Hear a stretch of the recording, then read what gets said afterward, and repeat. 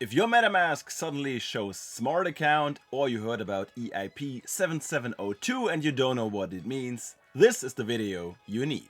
I show you how to check if your account has been upgraded to a smart wallet or smart account and how we can switch back safely. There is still so much confusion about the EIP 7702, which upgrades your account into temporary smart accounts.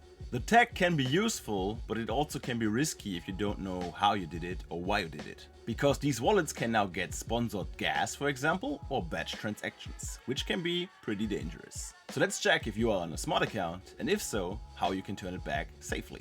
To get started, first thing you want to do is visit Revoke.cash and paste your address inside of this little address bar. In this case, we got the left side, which is an EIP 7702 account, as you can see here, and the right side, which is my ENS address. It's an EOA externally owned address, so a standard wallet, if you will, which uses their own private key to actively sign stuff. On Revoke.cash, you can obviously check on multiple chains, so you could check on Base, etc. as well. So just go chain by chain if you really want to make sure that your address has not been upgraded to a smart account. If you see the EOA tag, you're all good, and this is just a standard normal wallet you would like to use. So let's focus on the EIP 7702 account. The little EIP 7702 account label on Revoke makes it super easy to see, and you can instantly check if you're using a smart account. In this case, we're using one and we are delegated to MetaMask, which might confuse you. And this is because MetaMask uses their own delegation solution, which means you can only delegate your own account to a MetaMask generated account, which is tied to your original account.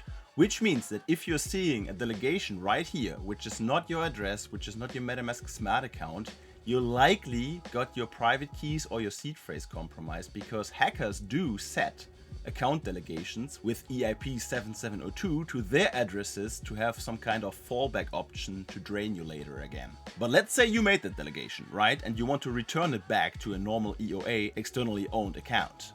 How would you go about it? First, you need to open your MetaMask extension in the upper right, click on that. Then you click on the little burger menu right here, and then you click on account details.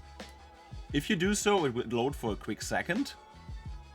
And then you can scroll down and you can see enable smart account. If the switch here is gray, this means it's turned off, and if the switch is purplish, then it means it's turned on. So if you were to flip the switch, you were disabling your EIP 7702 account delegation, which is a good thing if you want to. And yes, you need to pay a gas fee for this because it's an on-chain action. If you confirm this, this will revert your account to a standard non-upgraded wallet, meaning your transactions can only be signed from that given wallet address and its private key again. Here's a little pro tip. If you go inside the burger menu in the upper right again, you can click on Settings and Advanced, and on here you can dismiss the switch to smart accounts suggestions, which means MetaMask won't even suggest you to upgrade to a smart account in the future again. Conclusion right here is that smart accounts are powerful, gas can be sponsored, and transactions can be batched, which is a convenience feature which should technically be a good thing. But with more power, there come more risks. If you do not understand fully what your wallet just signed, this is how mistakes do happen. I personally would advise anyone against using a smart account, especially when it comes to your vaults, the accounts with your most valuable assets in them, because as you might know, if you can batch transactions, they can basically take everything in one shot from you.